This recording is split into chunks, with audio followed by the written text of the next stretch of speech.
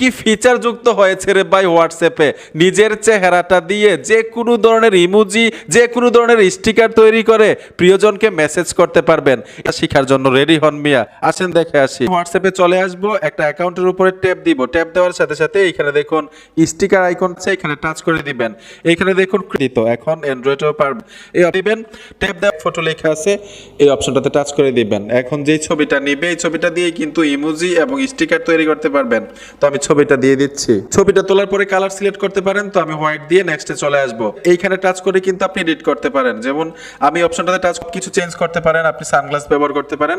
এইখান থেকে এডিট করার পরে জাস্ট আপনারা সেভ করে দিবেন, এইভাবে সাজিয়ে সেভ করে দিবেন। সেভ করার সাথে সাথে ব্যাক চলে আসবেন। এখন কিন্তু আপনার এই ছবিটা এখানে সব সময়ের জন্য থাকবে।